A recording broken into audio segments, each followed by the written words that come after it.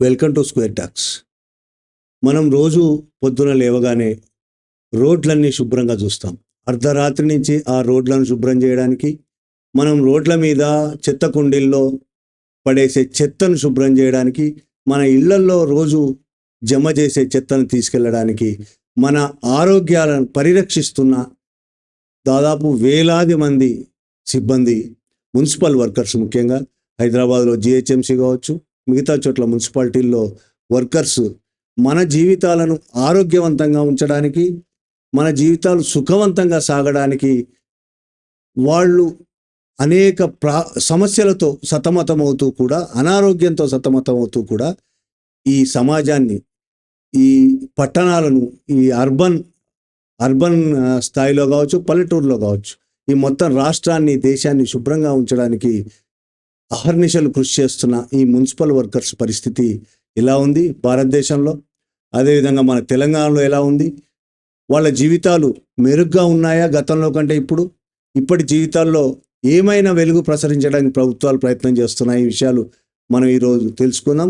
ఈ విషయాలపై మాట్లాడడానికి Telangana municipal staff and outsourcing workers union ప్రధాన కార్యదర్శి కె యేసురత్నం గారు మనతో ఉన్నారు. నమస్తే అండి.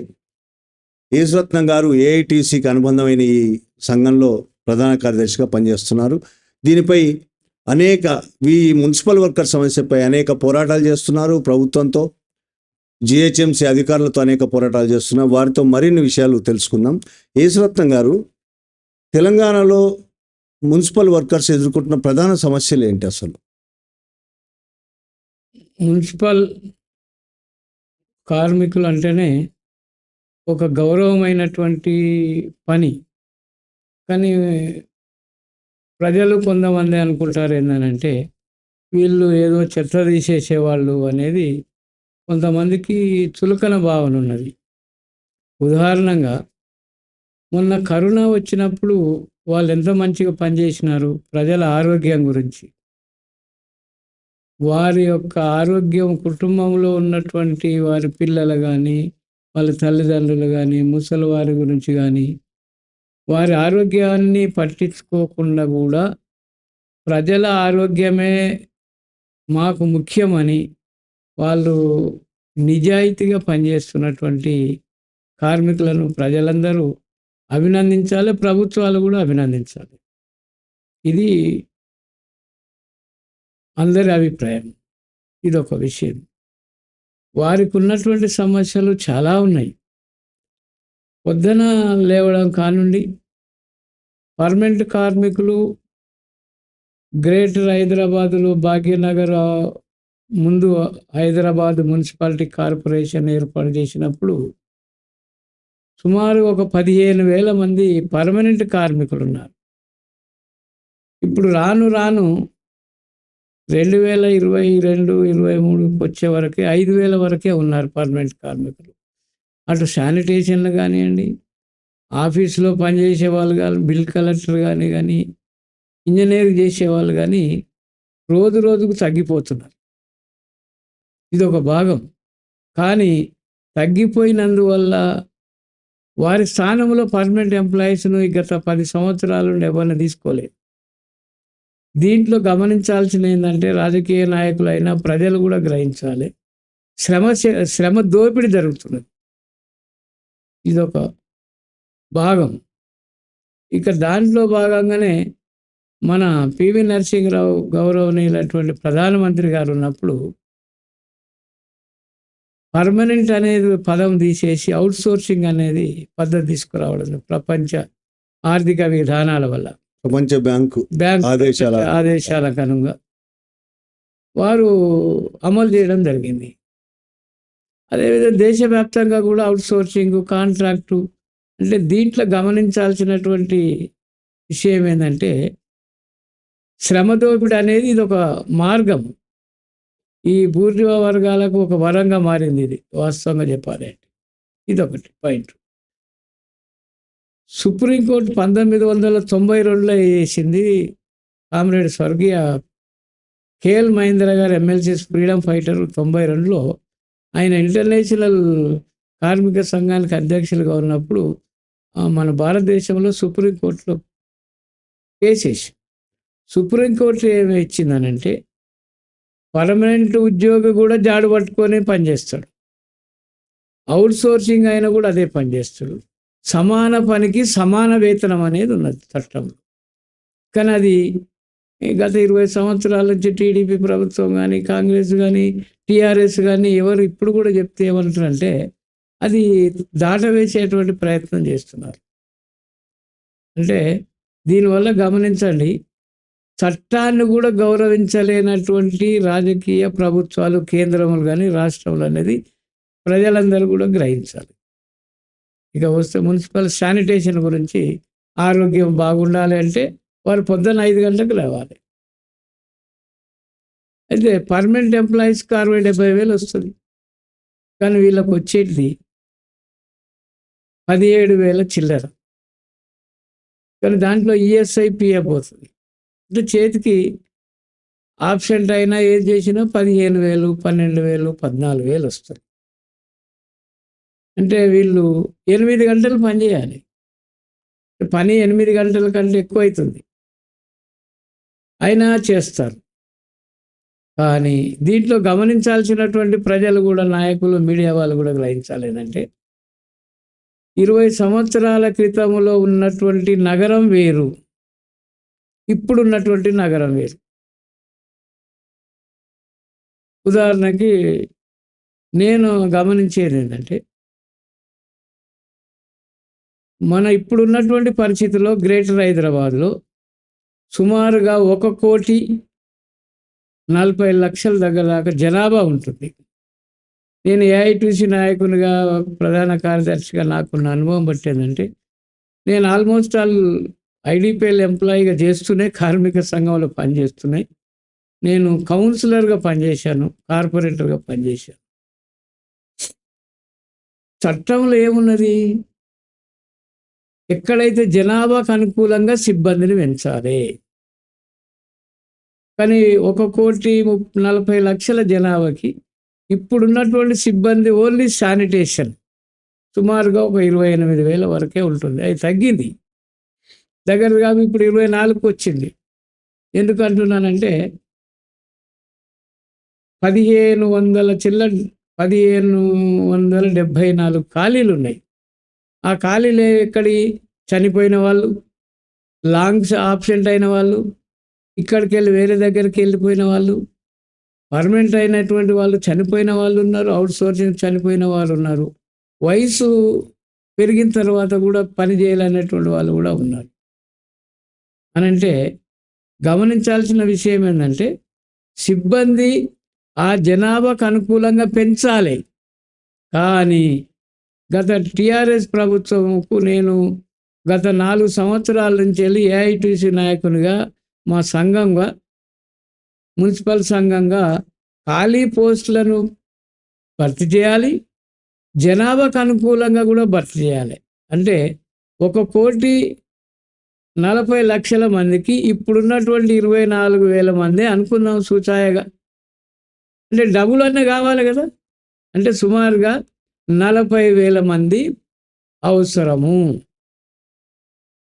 కానీ ఇప్పుడున్నటువంటి పరిస్థితిలో ఒక్క కార్మికుడు 4 పనిచేస్తున్నాడు, అది తక్కువ వేతనంతో. అంటే శ్రమ దోపిడీ జరుగుతున్నది. అంటే 4 పని ఒక్కరే చేస్తున్నారు. ఇది ఒక భాగం గ్రహించాలి ప్రజలు కూడా. ఇక నేను మళ్ళీ సాంస్కృతిక రంగానికి నేను మళ్ళీ అంటే సమాజంలో జరుగుతున్నటువంటి 20 సంవత్సరాల క్రితం నేను ఎవరినేమి, ఏ దేవుళ్ళని కూడా, ఎవరిని కూడా నేను విమర్శ పెడతలేను, జరుగుతున్న విషయాలు చెప్తున్నాను. కుటుంబంలో వస్తున్నటువంటి సాంప్రదాయ మార్పులు చాలా వస్తున్నాయి.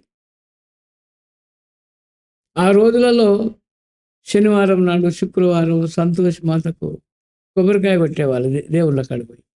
అది లిమిటెడ్గా జనాభా ఉన్నది. ఇప్పుడు 1,30,00,000, 40,00,000 మంది వచ్చింది.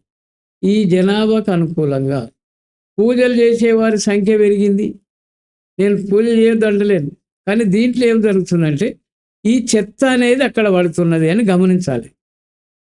సత్యనారాయణ కథ చెప్పిన, స్వామి శరణం ఉపయోగించిన, రేపు వచ్చే మన బోనాల పండుగకు, వినాయక చవితికి విపరీతమైనటువంటి పూజకు చేసినటువంటి సామాగ్రి అంతా అక్కడ పడేస్తున్నారు. ఆ చెత్తను తీసేవాళ్ళు ఎవరు? తక్కువ కార్మికులతో భారం మోపు పడుతున్నది అనేది శ్రమ. ఇది గ్రహించాలి ప్రజలు కావాలి. దాదాపు 1,40,00,000 మంది ప్రతిరోజు ఉత్పత్తి చేస్తున్న కొన్ని వేల టన్నుల చెత్తని 24,000 మంది మాత్రమే శుభ్రం చేస్తున్నారు. అని అంటే అంత చెత్త ఎక్కడెక్కడ మీరు హైదరాబాద్ సిటీలో ఏ కొనాకు 150 కార్పొరేటర్లో మీరు ఏ కొనాకు మంచి మంచి కాలనీలకు వెళ్ళండి. స్వచ్ఛ భారత్ స్వచ్ఛ సర్వేక్షణ అని అవార్డు తీసుకున్నటువంటి కాలనీలకు కూడా వెళ్ళండి. అది మళ్ళీ మున్సిపల్ శానిటేషన్ వల్ల జమ చేయాలి కదా. దాన్ని పికప్ చేసే వాళ్ళు ఈ మధ్యలో రామ్కి వాడికి ఇచ్చారు. గతంలో మున్సిపల్ వాళ్ళే చేసేవాళ్ళు. కానీ మ్యాన్ పవర్ తక్కువ ఉన్నది, వెహికల్స్ లేవు, పాత వెహికల్స్ ఖరాబ్ అయినాయి. అదొక సబ్జెక్టు, నేను దీనికే వస్తున్నాను. ఇంత చెత్త తీసేస్తున్నప్పుడు మోడీ గారు కానీ పోయినటువంటి కేసీఆర్ శానిటేషన్లు మున్సిపల్లో పనిచేసే వాళ్ళు మా దేవతలు దేవుళ్ళు అని కాలు మొక్కిళ్ళు. కాలు మొక్కంగానే కడపైతే నిండదు కదా. ఇదొకటి గమనించాలి. ఇక ఇదొక పాయింట్కి వస్తుంది. గవర్నమెంట్ చట్ట ప్రకారంగానే అక్రాడ్ గవర్నమెంట్ అక్రాడ్ డాక్టర్ అని ఒక సిఫారసు చేసాడు. కనీసం ఒక కార్మికుడుకు హైదరాబాద్ నగరంలో బ్రతకాలి అంటే 5గురికి 25,000 రూపాయలు ఇస్తేనే సరిపోతుంది అని. ఏ సంవత్సరంలో? 10 సంవత్సరాలు ఇచ్చిండు. 10 సంవత్సరాలు చట్టం ఇచ్చిండు. 10 సంవత్సరాల క్రితం అంటే ఇప్పటికి ఇంకా పెరగాలి. 10 సంవత్సరాల క్రితం ఇచ్చిండు. అది ఏ ప్రభుత్వం దాని గురించి ఆలోచన చేయట్లేదు. ఏదో వీళ్ళందరూ పనిచేస్తున్నారు కదా అనేది పెంచడమే చేస్తున్నారు తప్ప నిజంగా వారు చేసినటువంటి శ్రమకు తగ్గ జీతం అయితే వేతనాలు చెల్లించటం లేదు. ఇదే వేతనాలు నేను గత 2021లో మేము రాష్ట్ర వ్యాప్తంగా తెలంగాణ వచ్చిన తర్వాత జీతాలు పెంచడానికి సమ్మె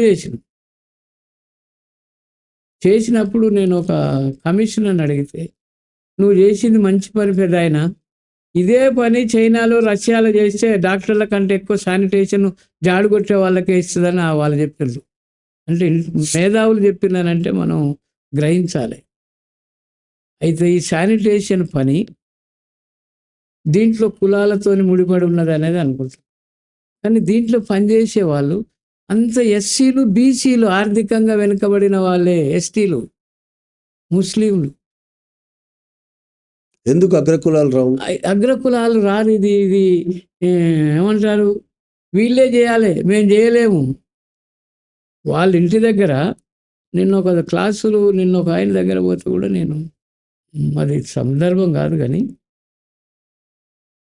ప్రతిదీ ఒకదానికి వాళ్ళు అంటగట్టే పరిస్థితిలో ఉన్నది. వాళ్ళు చేయరు. అంటే ఇప్పుడు ఈ మున్సిపల్ వర్కర్ సంబంధించిన ఇష్యూ కాకపోవచ్చు కానీ నేను అడుగుతున్నా, చాలా మంది అగ్రవర్ణాల వాళ్ళు మాకు రిజర్వేషన్స్, ఎస్సీ ఎస్టీలకు రిజర్వేషన్స్ ఇవ్వడం వల్ల మేము నష్టపోతున్నాము, చాలా ఉద్యోగాలు నష్టపోతున్నాయి, మున్సిపాలిటీలో రావచ్చు కదా అంటున్నారు. మున్సిపాలిటీ వర్కర్స్ ఈ పని చేయడానికి వాళ్ళు ఎందుకు రావట్లేదు? మున్సిపాలిటీలో పనిచేసేటువంటి వాళ్ళు అగ్రవర్ణ వాళ్ళే చదువుకుంటున్నారు, మేము చేయలేము, మాకు ఉద్యోగాలు కావాలంటున్నారు కదా. ఈ మున్సిపాల్లో పనిచేసే వాళ్ళు కూడా అగ్రవర్ణాల వాళ్ళు కూడా మున్సిపాలిటీలలో సూపర్వైజర్గా చేస్తున్నారు, కానీ జాడుగొట్టే పని చేస్తారు. డ్రైనేజీ క్లీనింగ్ అస్సలే ముట్టుకోరు. మొత్తం దళితులే, ఆల్మోస్ట్ ఆల్ దళితులే. కాబట్టి మేము ఏఐటీసీగా మాకు ఒక మంచి ఆలోచన మొదటి నుంచి వెళ్ళి కులాలు మతాలు లేవనేది వర్గదోపిడే మా ఆలోచన. దోసుకునే వాడి మీదనే మేము పోరాటం చేయాలి. ఈ ప్రభుత్వాలు దోసుకుంటున్నాయి కాబట్టి మేము చేస్తున్నాం. అంటే ఇప్పుడు బయట ప్రచారం చేస్తున్న కులం లేదు, ఏం లేదు, అంతా ఒకటే అనేది కూడా అబద్ధమని మున్సిపల్ వర్కర్సే రుజువు చేస్తున్నారు. మున్సిపల్ వర్కర్లే రుజువు చేస్తున్నారు. ఇంకొకటి కూడా వినండి, దీంట్లో మున్సిపల్ వర్కర్లకు రేషన్ కార్డు ఉంటుంది, తప్పనిసరిగా ఉంటుంది కదా. అయితే డబల్ బెడ్రూమ్లు అంటే నీకు రేషన్ కార్డు ఉన్నది, మీ ఇంట్లో ఇంతమంది ఉన్నారు, నీ ఆదాయం ఎక్కువ ఉన్నదని ఇస్తాడు. ఇది కూడా వివక్షతనే కదా. అవును. నువ్వు ఎస్సీలకు మేము బాగా ఊళ్ళో 20 ఎకరాలు ఉన్నవాడు కూడా రేషన్ కార్డు తెచ్చుకుంటాడు. ఎగ్జాక్ట్. అంటే రైతులు 20 ఎకరాలు ఉన్నటువంటి అగ్ర కులాల వాళ్ళు కూడా రేషన్ కార్డు తెచ్చుకుంటారు. రేషన్ కార్డు తెచ్చుకుంటారు. ఇది వివక్షతనే కదా. మేము ఆ మున్సిపల్ వైపు నుంచి అంటున్నాం, చాలాసార్లు పోరాటం చేస్తాం. మాకు గతంలో 30-40 ఏళ్ళ కిందట నాకు తెలిసినంత వరకు సికింద్రాబాద్లో మున్సిపల్ కాలనీ ఉండే. మేము ఇప్పుడు కూడా అంటున్నాం, యాన్నో ఒక దగ్గర ప్రతి చోట డబుల్ బెడ్రూమ్లు ఖాళీ ఉన్నాయి 20 ఏళ్ళ నుంచి. మా మున్సిపల్ కాలనీ అని పెట్టుండ్రి, మా కాడికి ఒక బస్సు పంపిండ్రి, మేము టైంకి వస్తామనండి. మీరు అడిగిన పాయింట్ కరెక్ట్. ఇంకొకటి దీంట్లో ఏమున్నదంటే, ఇదే ప్రభుత్వ ఉద్యోగులు ఆలస్యం వచ్చిన 1/2 అవర్ కన్సెషన్. అవును. మున్సిపల్ వర్కరు 5 నిమిషాలు 10 నిమిషాలు లేట్ వస్తే ఇంటికి పోంటాడు ఆడు సూపర్వైజర్. అంటే అవుట్ సోర్సింగ్ వాళ్ళనా? అవుట్ సోర్సింగ్ వాళ్ళని. ఇది చాలా సర్కిల్లో ఉన్నది. ఇంకోటి నేను విన్నాను, ఈ అవుట్ సోర్సింగ్లో పనిచేసే లేడీస్ పట్ల సూపర్వైజర్లు చాలా చాలా చోట్ల చాలా అసభ్యంగా మాట్లాడుతున్నారు అనేది మీరు చెప్పింది కరెక్టే. నేను దాన్ని కూడా ఏకీభవిస్తున్నా. కానీ మా ఏఐ2స్ ఎక్కడెక్కడైతే బలంగా ఉన్నారో లేడీస్తోని అసభ్యంగా మాట్లాడితే మాకు వెంటనే తెలిసిపోతుంది. ఉదాహరణకి వీరు మధులెట్టి గారు ఎల్బీ నగర్లో ఉన్నారు. అంటే ఇట్లా మా వాళ్ళు కొంత చోట ఉన్నారు. నేనే స్వయంగా చూసినాను. గాజుల రామారావు సర్కిల్లో 2 ఎస్ఎఫ్ఏలు, వాళ్ళు దళితులే, మహిళలను వేధిస్తే నేను కంప్లైంట్ ఇచ్చిన, సస్పెండ్ చేయించిన. క్రమశిక్షణ విషయంలో, ఆత్మగౌరవ విషయంలో ఏఐటీసీగా మా వర్కర్ అయినా మా సూపర్వైజర్ అయినా మేము నిజాయితీగా ఉంటాం.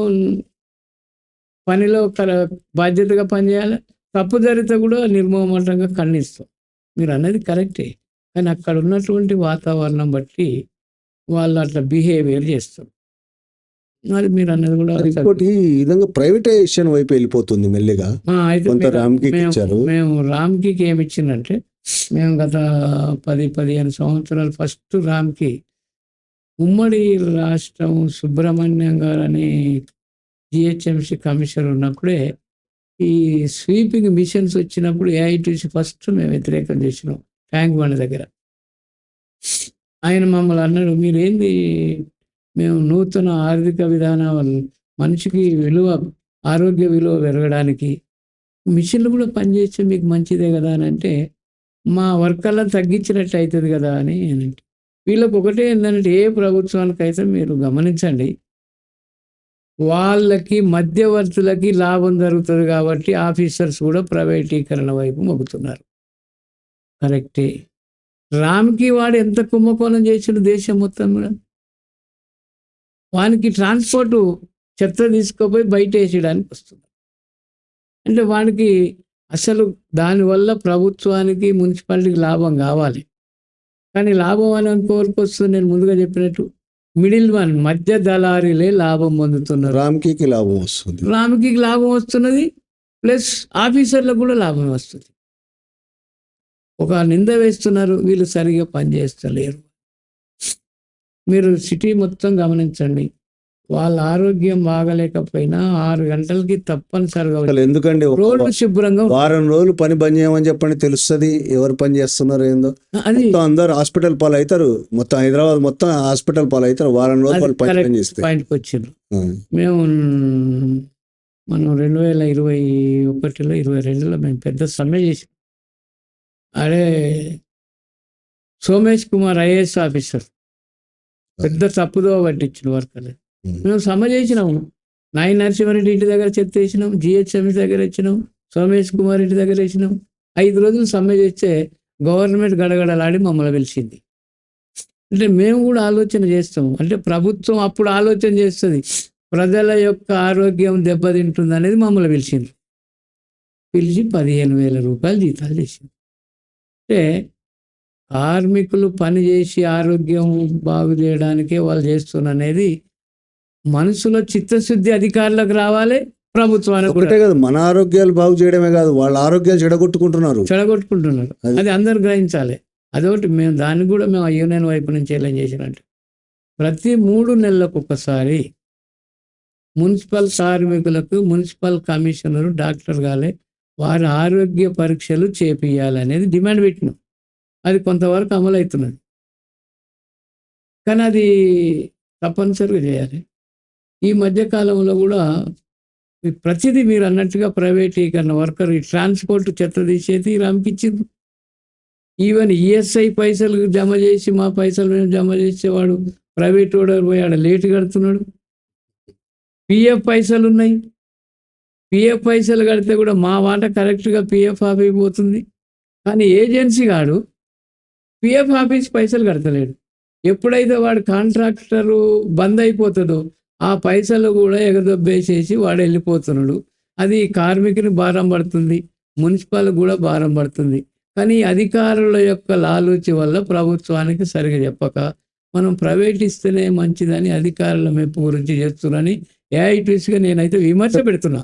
కార్మికుల పిఎఫ్ కోసం పిఎఫ్ కట్టింగ్ కూడా జమ చేయట్లేదు. జమ చేయరు.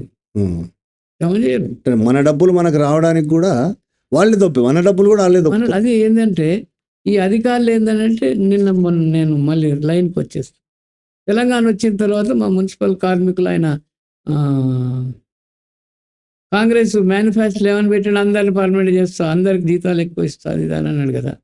6 నెలలు అయిపోయినాక మా సాంబశివరావు సిపి ఎమ్మెల్యేని పట్టుకొని ఆయన సీఎం దగ్గర పోయినాం. పోతే మమ్మల్ని గుర్తుపడతాను, నన్ను గుర్తుపట్టి పెదవని చెప్పు అని అంటే కొంచెం టైం ఉంటుంది, మీ మున్సిపల్ అంత గందరగోళం నేనే చూస్తున్నా, సెటప్ అవుతుంది. ఆయనకు తప్పుడు సమాచారం ఇచ్చింది ఏంటంటే మీరు సరిగా పనిచేస్తలేరట కదా అని అన్నాడు. అంటే అధికారులు తప్పుడు సమాచారం ఇచ్చారు కదా. ఈ మధ్య కాలంలో ఈ సంవత్సరంన్నర వీళ్ళ గవర్నమెంట్ వచ్చినాక మలేరియాతో హైదరాబాద్లో కూడా చచ్చిపోయినా చచ్చిపోలే, డెంగ్యూతో వచ్చి వచ్చిందా, ఈవెన్ కరోనా అనేది ఈ మధ్యకాలంలో ఎవరైనా చచ్చిపోయినా అని అంటే ఎవరు చచ్చిపోలేదు అని అంటే మా మున్సిపల్ వాళ్ళు బాగా పనిచేస్తారు అన్నట్టే కదా. అంటే తప్పుడు సమాచారం ఇస్తున్నది అధికారులే, సీఎం కానీ నేను విమర్శ పెడుతున్నా. అవును, ఇప్పుడు ఈ 1500 మంది తీసుకోవడానికి ఇప్పుడు వచ్చింది. అంటే మీరు చెప్తున్నట్టు అవుట్ సోర్సింగ్ ఎంప్లాయీస్ ఎక్కువ ఉన్నారు ఇప్పుడు. అవుట్ సోర్సింగ్ ఎక్కువ. అవుట్ సోర్సింగ్ ఎంప్లాయీస్ కి గవర్నమెంట్ కి సంబంధం లేదు. వాళ్ళు ప్రభుత్వ ఉద్యోగులు కాదు, చేయిస్తుంది కాంట్రాక్టర్లు. ఒకవేళ పని చేయకపోతే తప్పెవరిది? అధికారులది, కాంట్రాక్టర్లది కదా. కాదు. అయితే దీంట్లో ఒక శానిటేషన్ ఒక ప్రాబ్లం ఉంది, ఒక సమస్య. శానిటేషన్ వాళ్ళు డైరెక్ట్ మున్సిపాలిటీ వాళ్ళ శాలరీ ఇస్తాడు బ్యాంకులో. సెల్ఫ్ హెల్ప్ గ్రూప్ అంటారు, 7 గ్రూప్ ఉంటారు. వాళ్ళకు మున్సిపల్ కమిషనరే అటెండెన్స్ ఇస్తాడు, వాళ్ళకి డబ్బులు వాళ్ళకే పడతాయి. కానీ అవుట్ సోర్సింగ్ అని పెట్టినందుకు ఎంప్లాయ్ గవర్నమెంట్ ఎంప్లాయ్ కాదు అనేది జీతం రాదు, ఆ జీతం రాదు, ఆ సౌకర్యాలు రావు. జీతం వస్తుంది, ఆ జీతం రాదు, పర్మనెంట్ జీతం రాదు. అవుట్ సోర్సింగ్ 17,000 చిల్లర వస్తుంది. ఇది జిహెచ్ఎంసీ. డిస్ట్రిక్ట్ మున్సిపాలిటీలలో 15,000. ఇప్పుడు ముఖ్యంగా డ్రైనేజ్ క్లీనింగ్ చేసే వాళ్ళు ఉంటారు కదా, ఇప్పటికీ ఆధునిక యంత్రాలు ప్రపంచవ్యాప్తంగా వచ్చినప్పటికీ ఇక్కడ మాత్రం ఇప్పటికీ ఆ మురికిలో మునిగి చాలా అన్యాయమైన పరిస్థితుల్లో చచ్చిపోతున్నారు. కొన్ని చోట్ల చనిపోతున్నారు కూడా ఆ గ్యాస్. అలాంటి పరిస్థితుల్లో పనిచేసే వాళ్ళకు కూడా ఇదే జీతమా? వాళ్ళకు కూడా సేమ్ అంతే. వాళ్ళకు కూడా ఇంకా తక్కువ ఇస్తుంది, ఎందుకంటే వాళ్ళు మొత్తం కాంట్రాక్ట్ ఇచ్చింది. డ్రైనేజీలు చేసేవాళ్ళు ఒక సంవత్సరం క్రితం 2 సంవత్సరాల క్రితం జిహెచ్ఎంసీ వాళ్ళే చూసేది. ఇప్పుడు దాన్ని ఏం చేసిందంటే వాటర్ వర్క్ సెవరేజ్ బోర్డుకి ఇచ్చారు. సెవరేజ్ బోర్డుకి ఇచ్చేస్తే ఆడ కాంట్రాక్టర్ పార వాడే తెచ్చుకుంటాడు, చెత్త వాడే తీయాలి, వానికి 12,000. వాళ్ళు 3-4 ఉంటారు. మీరు అన్నట్టు సేఫ్టీ కూడా ఏముండదు. పెద్ద డ్రైనేజీలో పోతే వానికి ఆక్సిజన్ పెట్టేటోడు ఉండడు, వాడు ఉండడు. సూపర్వైజర్ రోడ్ల మీద చూస్తుంటాం కదా, వాళ్ళే చేస్తారు. వర్షాకాలం వస్తే లోపలికి మునిగి తీసుకుంటున్నారు. చచ్చిపోతే ఎవరికి బాధ్యత? వెస్టర్న్ కంట్రీస్లలో రోబోలే పోయి క్లీనింగ్ చేసుకొస్తారు. అవును, మిషనరీస్ వచ్చాయి ఈ మధ్య, మిషనరీస్ వచ్చాయి చాలా దేశాల్లో. మనం ఇంకా ఇంత వెనుకబాటు అంటే మనుషుల పట్ల కనీస బాధ్యత లేదు, ప్రేమ లేదు, ఓట్లు తప్ప ఈ రాజకీయ నాయకులకు వాళ్ళ ఓట్లే కావాలి తప్ప ఇంకే ప్రాణాలు అయితే అవసరం లేదు లేదు. చూస్తుంటే. దీని మీద మీరేమైనా అసలు ప్రభుత్వాలకు ఏమైనా మాట్లాడారా ఎప్పుడైనా ఈ విషయం మీద, డ్రైనేజీ కార్మికుల సమస్యల మీద ప్రత్యేకంగా? మేము వాళ్ళ సేఫ్టీ గురించి లెటర్స్ ఇస్తూనే ఉంటాం. ఉమ్, దాని గురించి పర్మనెంట్ వాళ్ళ మాదిరిగానే జీతాలు వాళ్ళకి ఇవ్వాలి. అవును. ఇప్పుడు వాళ్ళు ఏం తక్కువ పని చేస్తలేరు కదా, సేమ్ సెవరేజ్ డ్రైనేజ్లో పని చేశారు 60-70 వాళ్ళు. ఇప్పుడు వాళ్ళు కూడా తగ్గిపోయింది. వాళ్ళు ఒక్కడో ఇద్దరు ఉంటే ఒకడొక్కడ నిలబడతారు అంతే. చేసేదంతా అవుట్ సోర్సింగ్ కాంట్రాక్టర్. దాంట్లో అవుట్ సోర్సింగ్ లేదు. మళ్ళీ ఉమ్, డ్రైనేజ్లో మొత్తం కాంట్రాక్టర్, మిడిల్ మ్యాన్. ఉమ్. వాడు అనుకుంటే అంటే ఒకవేళ లేకపోతే వాళ్ళు తీసేస్తాడు. ఒకవేళ ఏమైనా ప్రమాదం జరిగినా ప్రభుత్వ బాధ్యత లేదు, లేదు, కాంట్రాక్టర్ కాబట్టి. వాడేయాలి. కాంట్రాక్టర్ ఏం చేయడు, వాళ్ళ కనీసం సాగు ఖర్చు కూడా ఇవ్వడు. కనీసం వాడు సాగు ఖర్చుకు మేము మున్సిపల్కి కనీసం సాగు ఖర్చుకు ఒక 30,000 ఇవ్వాలని డిమాండ్ పెట్టినాం. కానీ 20,000 ఇస్తారు. 15,000 10,000 ఏమో ఈఎస్ఐ వాళ్ళు ఇస్తారు, 10,000 మున్సిపల్ ఇస్తారు. కానీ ఆ కాంట్రాక్ట్ వర్క్ డ్రైనేజ్ చేసే వాళ్ళకి అవి కూడా లేదు. ఇంకా కొంతమందికి అది ఈఎస్ఐ కూడా ఇంప్లిమెంటేషన్ లేదు. ఎందుకంటే వాడు కాంట్రాక్టర్ ఎవరినైనా తీసేస్తాడు, ఎవరైనా పెట్టుకుంటాడు. అదే ఈ శానిటేషన్లో అట్లా లేదు, తీసేయడానికి వీలు లేదు. ఎందుకంటే సెల్ఫ్ హెల్ప్ గ్రూపులు ఉన్నాయి కదా. సరే, గతంలో తెలంగాణ రాకముందు ఎలాంటి పరిస్థితి ఉంది, వచ్చిన తర్వాత బీఆర్ఎస్ ప్రభుత్వంలో ఇలాంటి పరిస్థితి ఉంది, ఏమైనా తేడాలు ఉన్నాయా? బీఆర్ఎస్ ప్రభుత్వంలో మరి ఘోరంగా ఉండేదండి. నేను చెప్పాను కదా, మొత్తం బీఆర్ఎస్ సంబంధించినటువంటి తెలంగాణ వచ్చింది కదా, మేమందరం కూడా ఆశపడి తెచ్చుకున్నాం కదా అని 5-6 years దాకా మేము జీతాలు అడగలేదు. మన తెలంగాణ వచ్చింది కదా అని మేము సమ్మె చేస్తే మమ్మల్ని అరెస్ట్ చేసిండ్రు. చెప్పాను కదా ఇప్పటిదాకా, సోమేష్ కుమార్ 1,500 మందిని తీసేసిండ్రు. సంచలనం కదా అప్పుడు, చాలా సంచలనం. నన్ను చాలా సార్లు అరెస్ట్ చేయడానికి చూసిండ్రు, ఏదో దొరకలేదు. అయినా 1,500 మందిని ఎస్సీ ఎస్టీ కమిషన్ పోయినాం, మానవ హక్కుల కమిషన్ పోయినాం, లేబర్ కమిషన్ దగ్గర వేసినాక 5-6 నెలలు 6 దగ్గర దాపు 6 నెలల తర్వాత అందరినీ అంచెలంచెలుగా తీసుకున్నారు. అంటే దుర్మార్గమైనటువంటి పాలన. కనీసం ఇప్పుడు మేము ఆ గవర్నమెంట్ కదంటే మేము ఇచ్చినటువంటి దరఖాస్తులకు మాకు రిప్లై వస్తున్నాయి ఇప్పుడు కాంగ్రెస్ వచ్చిన తర్వాత. కానీ అంతకుముందుకు మేము అసలు ఇచ్చిన దానికి మా యూనియన్లే బర్ఖాస్తు చేసిండ్రు, యూనియన్లే రిజిస్ట్రేషన్ చేయలే. మా యూనియన్ చాలా రిజిస్ట్రేషన్ కూడా చేయనీయలేదు. ఇప్పుడు రిజిస్ట్రేషన్ చేసుకుంటున్నాము. అంటే ఒక ఆఫీసర్ దగ్గర పోతే నాకెంత బాగా తెలిసిన ఐఏఎస్ ఆఫీసర్ వచ్చినటువంటి దాట వేసిన పరిస్థితి. చిన్న ఎగ్జాంపుల్ చెప్తాను. ఈ 1,500 మందిని తీసేసిన ఈ ఖాళీలు ఉన్నాయి.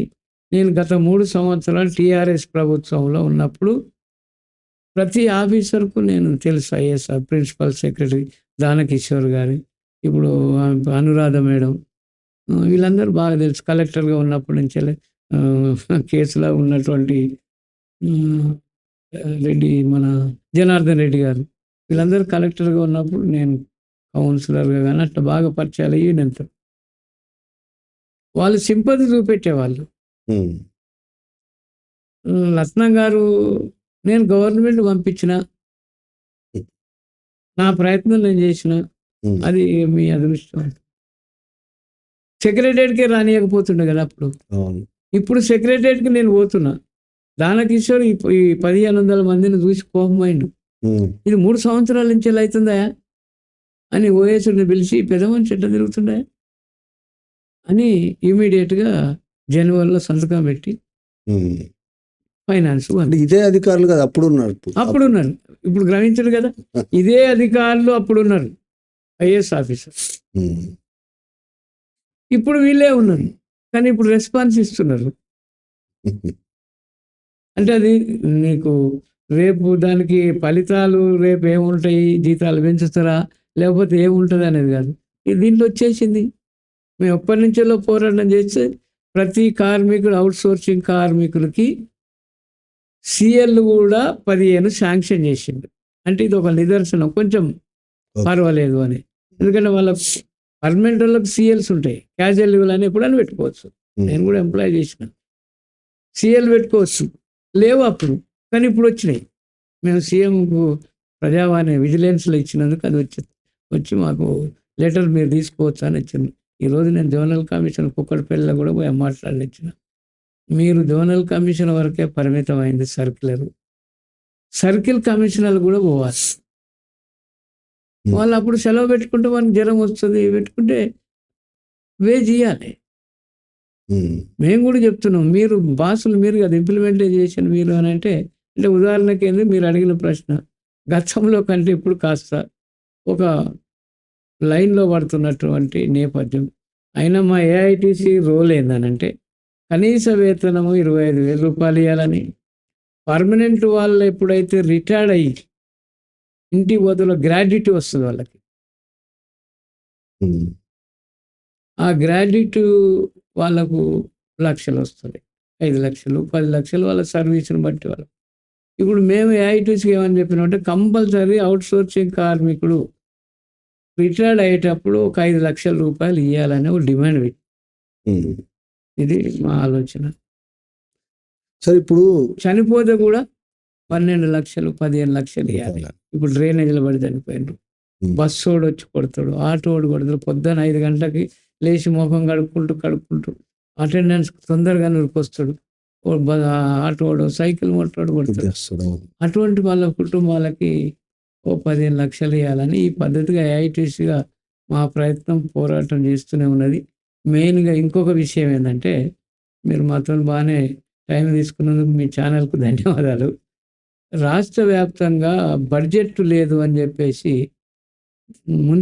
జిల్లా మున్సిపాలిటీలు అన్నిటికీ 2 నెలలు 3 నెలలు వేతనాలు చెల్లించటలేదు, నెలసరి జీతనాలు 10వ తారీఖు వరకు ఇవ్వమని మేము ఐఐటీసీ డిమాండ్ చేస్తున్నాం. బడ్జెట్ లేదంటున్నాం. 5 కంటే అందరికి 010 ప్రకారంగా 1వ తారీఖు అందరికి జీతాలు పడాలి. అది హక్కులు పోరాటం చేసుకున్నటువంటి నేపథ్యం. ఇప్పుడు ఏమైపోయింది, బడ్జెట్ లేదని 3 నెలలకు ఒకసారి వేతనాలు ఇస్తున్నారు. దాని గురించి మేము అన్ని జిల్లాలలో నిన్న 20వ తారీఖు నాడు నిరసన తెలుపమని పెట్టాము. రాబోయే కాలంలో ఈ మా మున్సిపల్ కార్మికుల వేతనాలు పెంచాలని, వారి సమస్యల గురించి. అంటే జిహెచ్ఎంసీలో కూడా అదే పరిస్థితి? జిహెచ్ఎంసీలో కరెక్ట్గా ఇస్తున్నారు. జిహెచ్ఎంసీలో 10వ తారీఖు లోపల పడతాయి, కానీ జిల్లా మున్సిపాలిటీలలో 3 నెలలు అవుతుంది.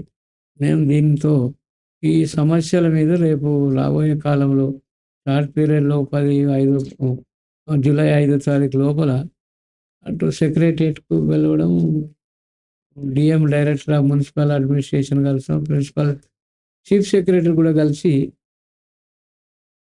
పర్మనెంట్ రాష్ట్ర ప్రభుత్వంలో ఉన్నటువంటి వాళ్ళందరికీ డిఏలు కావాలని పోరాటం చేసి 4 డిఏలకు 2 డిఏలు ఇచ్చింది. మాకు డిఏ లేవు కదా అవుట్ సోర్సింగ్ కార్మికులకు, మాకు వేతనాలు పెంచురు. మీరు ధరలు విపరీతంగా పెరుగుతున్నాయి, ధరలకు అనుకూలంగానన్నా మాకు వేతనాలు పెంచాలి కదా. ఆ విధంగా రేపు ఏఐటీసీ ఒక మంచి కార్మికులందరినీ సమీకరించి మా వేతనాల పెంపుదల గురించి, వారికి రక్షణ గురించి ఒక మంచి ఉద్యమాన్ని చేద్దామని ఆలోచనతో రాష్ట్రం మొత్తం పిలిపిస్తున్నాము. ఇప్పుడు మీరు ఒక కార్మిక సంఘంగా వాళ్ళ ఆర్థికపరమైన విషయాల కోసం పోరాటం చేస్తున్నారు. మీకు సంబంధం లేని విషయమా కాదా నాకు తెలియదు, కానీ ఏ ప్రొఫెషన్కు లేని ఒక వివక్ష ఈ ప్రొఫెషన్కు ఉన్నది. సమాజం చాలా దారుణంగా అవమానకరంగా ఈ ప్రొఫెషన్లో ఉన్న వాళ్ళని చూస్తుంది. ఇది ఒక ప్రొఫెషన్. అన్ని డాక్టర్ ఎలాగో, ఇంజనీర్ ఎలాగో, మున్సిపల్ వర్కర్ కూడా ఒక ప్రొఫెషన్. ఆ ప్రొఫెషన్ ఉన్న చాలా అవమానకరమైన పరిస్థితుల్లో సమాజం చూస్తుంది. ప్రభుత్వము, ఉద్యోగము, ఆర్థికము ఇవన్నీ వేరే అంశాలు. సమాజం చాలా దుర్మార్గమైన పద్ధతిలో చూస్తుంది. రోడ్లు ఊడ్చే వాళ్ళన్నా, డ్రైనేజీలో ఉండేవాళ్ళన్నా చాలా చీదరించుకునే పరిస్థితి. మళ్ళీ వాళ్ళ అవసరాలు తీరుస్తున్న వాళ్ళు. అలాంటి సాంస్కృతిక విషయాలకు వ్యతిరేకంగా ఏఐటీసీ ఏమైనా పోరాడుతుందా, ఏమైనా ఎడ్యుకేట్ చేస్తుందా పీపుల్ని? మేము దీని మీద ఒకటి చేస్తున్నాం ఏంటంటే, అవేర్నెస్ తీసుకురావడానికి క్లాసులు పెడతాం, శిక్షణ తరగతులన్నీ ఏఐటీసీ ద్వారా. దీంట్లో ఇది కూడా పెడతాం, ప్రజలకు మనం పోయి మనం చేస్తున్న పని మంచిదే, వివక్షతని చూపెట్టొద్దు, మున్సిపల్ వర్కర్ల యొక్క కులం వివక్షత జరుగుతున్నది అని అంటే భారతదేశంలో కుల వ్యవస్థ కూకటి వేళ్లతో పోయింది. వేల సంవత్సరాల నుండి నేను చంద్రరాజేశ్వరరావు పుచ్చలపల్లి సుందరయ్య రాసినటువంటి పుస్తకం చదివిన. మర్రి ఊడల మాదిరిగా కిందికి పోయింది అని అంటే ఆ రోజులలో ఏ విధంగా అయితే కుల దురహంకారము ఊరికి దూరాలో ఉండాలనేది ఆ మనస్తత్వం అనేది ఇంకా పోలేదు.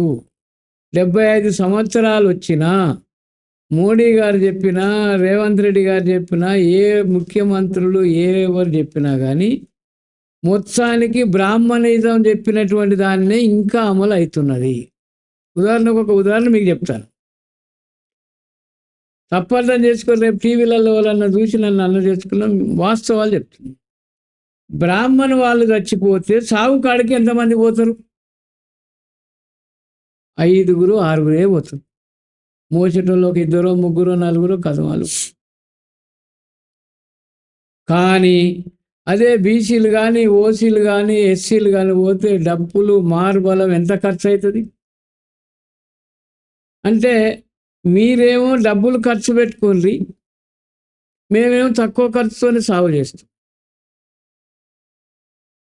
అదేవిధంగా ఈ అంటే మనుధర్మ శాస్త్రం అనేది మానవుడికి భారతదేశంలో మొత్తంలో కుల పిచ్చి పెరిగింది. కాబట్టి ఎవడైనా కానీ వాడు కొడుకే కానీ స్త్రీలు పిల్లలకు స్నానం చేపిస్తారు. అంత అగ్రకులాల వాళ్ళు పురుషులు కనీసం 5 ఏళ్ళు 6 ఏళ్ళు మగపిల్ల కానీ ఆడపిల్ల కానీ బాత్రూమ్ పోతే దొడ్డికి పోతే కడుగుతాడండి.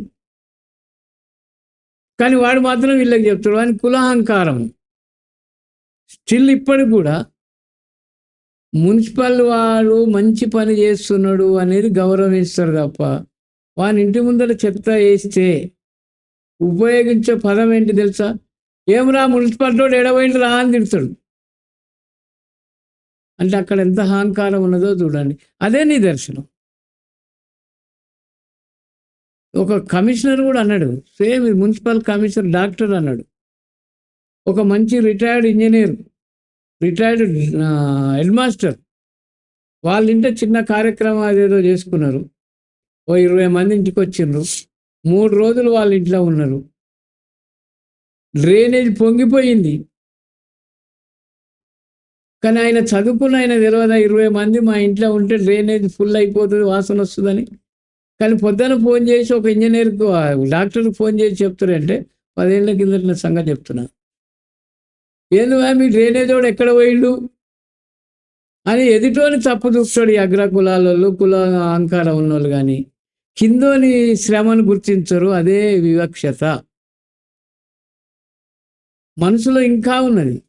ఆయన శ్రీరాముని పూజ చేస్తాడు, నేను శ్రీరాముని పూజ చేస్తా, అందరు దేవుని వినాయకుని చేస్తాడు.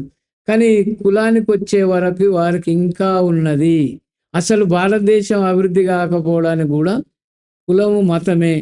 మున్సిపల్ వర్కర్లను ఒక మానవులుగా చూడమని నేను ఏ దేవుడైనా చెప్తున్నాడు. రాముడు అదే చెప్పిండు, కృష్ణుడు అదే చెప్పిండు, భగవద్గీత చెప్తుంది, ఖురాన్ అదే చెప్తుంది, బైబిల్ అదే చెప్తున్నది. కానీ మానవుడిని ప్రేమించమనేది వాక్యాల వరకు నోటి వరకే కానీ ఆచరణలో శూన్యము. అందుకనే మమ్మల్ని ఈ మున్సిపల్ వర్కర్లను వివక్షత చూస్తున్నారు. దీనికి రాబోయే కాలంలో తిరుగుబాటు వస్తుంది. ఎప్పుడు వస్తుంది అనంటే నేను మళ్ళీ మీరు అడిగారు కాబట్టి చెప్తున్నాను. అంబేద్కర్ వచ్చిన తర్వాత వచ్చింది కాస్త. దానికంటే ముందు బానిస వ్యవస్థ ఉన్నది. మన తెలంగాణలో బాగా ఉన్నది ఫ్యూడల్ భూస్వామ్య వ్యవస్థ. భూస్వామ్య వ్యవస్థలో జీతగాళ్ళు వాళ్ళ ఇళ్ళలోనే వండుకున్నారు. అప్పుడు తిరుగుబాటు వచ్చింది కాబట్టి కాస్త 2 ఎకరాలు 3 ఎకరాలు వచ్చింది. రాబోయే కాలంలో కూడా తిరుగుబాటు వస్తుంది అని నేను ఆశపడుతున్నా. తిరుగుబాటు రావాల్సిందే, మార్పు అనేది రావాల్సిందే, కుల వివక్షత పోవాల్సిందే. ఆ పనిచేసే వాళ్ళని గౌరవించి సముచితమైన ఆర్థికంగా ఎదగడానికి, ఆర్థికంగా ఎదిగితే కరెక్ట్ పాయింట్కి వచ్చేసింది. దళితులలో కూడా బాగా డబ్బులు సంపాదించుకున్నటువంటి వాళ్ళు మున్సిపాలిటీలో జాడు కొడటానికి రావడం లేదు. మున్సిపాలిటీలో పనిచేసి డ్యూటీ చేసి రిటైర్డ్ అయిపోయినటువంటి డిగ్రీ చదివిన పిల్లలు జాడు కొట్టమంటే జాడు కొడతలేరు. నేను ఆఫీసులో కూర్చొనే పని చేస్తా అంటున్నాను. కానీ మురికిలో పనిచేసే వాళ్ళని అవమానపరచడం అనేది వాళ్ళ అవివేకం అనేది నేనైతే గ్రహిస్తున్నా. అంటే కులం గురించి ఇందాక మాట్లాడారు. విష్ణు పాదాల నుంచి వచ్చిన వాళ్ళను మిగతా వాళ్ళు గౌరవించడం, సమానంగా చూడడం సాధ్యమవుతుందా అసలు? నేను మీరు అన్న ప్రశ్నకు అసలు విష్ణు అనేట ఆయన ఎక్కడ వచ్చిండు ఎవరికి ఎరక? ఇన్ని ఆధారాలు ఏమైనా ఉన్నాయా? కల్పితాలే కదా. మీరు కల్పితాలు అంటున్నారు. ఆర్ఎస్ఎస్ అయితే ఇది నిజంగా జరిగిన చరిత్ర. కరెక్టే, నిజంగా జరిగిన. కరోనా వచ్చినప్పుడు ఏ బాబా కాపాడిండు, ఏ విష్ణు కాపాడిండు, ఏ యేసు ప్రభు కాపాడిండు, శంకరుడు అని వచ్చి కాపాడిండా? కరెక్టే, నేను కూడా ఒప్పుకుంటున్నా. కానీ కరోనా రాకుండా చేయాలి కదా. ఈ ప్రపంచ యుద్ధం అవుతుంది, అదని ఆపాలి కదా. అంటే కలియుగం వచ్చింది, కలియుగం కలియుగం అనేది అంతం రాబోతుంది కాబట్టి ఇక నాశనం చేయడానికి పాపం పెరిగిపోయింది. కరెక్టే, అంతం చేయడానికి. నువ్వే పాపం చేస్తున్నావు కదా. మోడీ పాపం చేస్తున్న ఎంతమంది చంపుతున్నాడు సీటు గురించి. ఆ రోజులలో రాజులు అదే పని చేసిండ్రు, కృష్ణుడు కూడా అదే పని చేసిండ్రు. రాక్షసులు చంపలేదా? వీళ్ళు కూడా అంతే. కాలజ్ఞానం అంటే ఏదో ప్రజలకు బహాని చేయడానికి సైంటిఫిక్గా ఆలోచన చేయాలి. వేరే వేరే దేశాలలో కులాలు లేరని అంటున్నారు. మరి వాళ్ళు అభివృద్ధి చెందుతున్నారు, మరి మన దగ్గర ఎందుకు అభివృద్ధి అవుతలేదు? ఏమి లేదు, అన్నీ ఉన్నాయి కదా.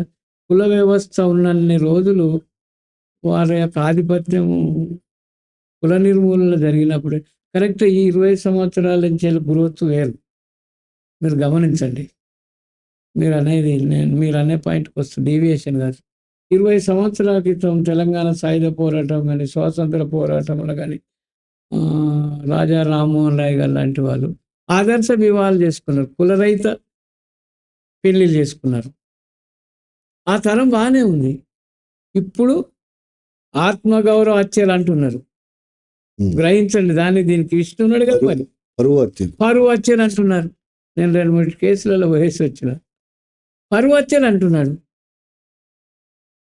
అదేందండి మరి? విష్ణు చెప్పాలి కదా, పరువు లేదు రవై, గిరువు లేదు రవై, అందరిని ఎవరెవరు అందరూ మానవుడిగా మానవుడు అని అనాలి కదా. మోడీ అనాలి కదా, ఈ పాలకులు అనాలి కదా. సింపుల్గా కేసు పెట్టేసి చేస్తున్నారు తప్ప దాని మూలాలు ఏంది అనేది ఈ కులహంకారదారులు చేస్తున్నారు తప్ప. అగ్రకులాలలో కూడా మంచి వాళ్ళు ఉన్నారు, కానీ కులహంకారం అనేది మరీ ఛాందస్తంగా ఉన్నటువంటి వాళ్ళతోటే దళితులకు అవమానం జరుగుతుంది. అందుకని మమ్మల్ని అవమానంగానే చూస్తున్నారు మున్సిపల్ వర్కర్. కానీ అంటే మళ్ళీ మున్సిపల్ వర్కర్స్ సమస్య మాట్లాడుతూ వేరే దాంట్లోకి వెళ్తున్నాం. కానీ అయినా ఇంకొక ప్రశ్న దీనికి సంబంధించిందే. ఇప్పుడు ఆర్ఎస్ఎస్ఐ చెప్తోంది కులం అందరూ, అన్ని కులాలు సమానంగా ఉండాలి, కుల వివక్ష ఉండొద్దు. ఎందుకంటే హిందూ మతం విచ్ఛిన్నమవుతుంది కుల వివక్ష ఉంటే. కాబట్టి హిందూ మతం స్ట్రాంగ్ అవ్వడం కోసం కులాలన్నీ ఏకం అవ్వాలని ఆర్ఎస్ఎస్ చీఫ్ చెప్తున్నాడు. మరి అందరు ఆర్ఎస్ఎస్ చెప్తుంది కులాలన్నీ కలిసిమెలిసి ఉండాలి. అది పెద్ద డిబేటే. నేను కూడా చెప్తాను, దాన్ని ఇంకోసారి వచ్చినప్పుడు దాని గురించి చెప్తా. ఏనండి, మీరు అంటారు కదా, వాళ్ళు చెప్పేదంటే ఉన్నది కదండి. ఆర్ఎస్ చెప్పిన దాంట్లోనే నేను చెప్తున్నా. తలకాయ అనేటి ఆయన బ్రాహ్మణుడు, భుజాలు అనేటి క్షత్రియులు, నడుము అంతా పొట్ట భాగం వైశ్యులు, వ్యాపారస్తులు. కాళ్ళ కాడి నుంచి వెళ్ళి బీసీలు, కాళ్ళలో పుట్టిన వాళ్ళు శూద్రులు అని నువ్వే చెప్తున్నావు కదా. మరి గదేందుకు చెప్తావు విష్ణు అందరు సమానమైన అన్నప్పుడు? అది కూడా చెప్పకు. దీంట్లోనే నీ దాంట్లోనే వివక్షత ఉన్నది కదా. సైన్స్గా ఆలోచన చెయ్యి. ఓకే సార్, మనం వేరే ప్రశ్నలోకి వెళ్ళాం. అయినా మీరు మున్సిపల్ వర్కర్స్ సమస్యల మీద చాలా వివరంగా మాట్లాడారు. ఇప్పటికైనా రాష్ట్ర ప్రభుత్వం మున్సిపల్ వర్కర్స్కి వాళ్ళ జీతాలు పెంచడం కానీ, వివక్ష లేకుండా చేయడం కానీ చేస్తుందని ఆశిద్దాం. థ్యాంక్ యూ వెరీ మచ్ అండి. Thank you sir.